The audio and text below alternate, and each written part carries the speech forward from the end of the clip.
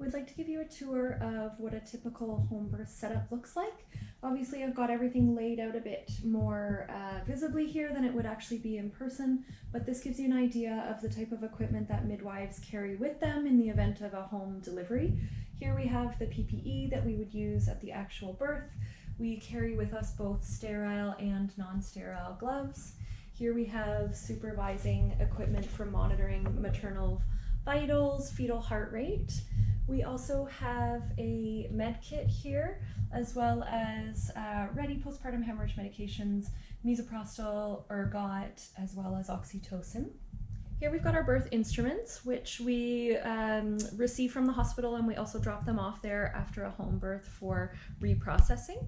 And they also supply our suture instruments.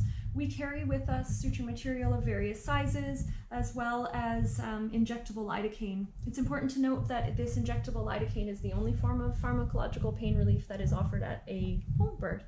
We have episiotomy scissors. We don't do this routinely, but we do carry them, as well as lap sponges. Here's our catheterization equipment in the event that we need to catheterize, whether in an emergency or otherwise. Here's our IV setup. Typically, most commonly, we're using this for GBS intrapartum prophylaxis, typically PEN-G. However, we are also able to site an IV in an emergency in the event of a hemorrhage, for example.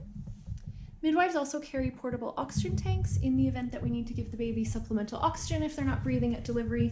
That's connected to our portable, what we call bag and mask or layer doll resuscitation equipment here. And also notably here is our newborn examination equipment, scale, neonatal stethoscope, vitamin K dose, ophthalmoscope for red eye reflex. We also carry this O2 sat monitor for monitoring SATs if we are doing a resuscitation, but this is also useful for the CCHD screening, which happens the following day. If we are requiring a more extensive resuscitation, we have a portable suction unit here, CO2 detector, intubation equipment, as well as a UVC kit for injectable epinephrine IV.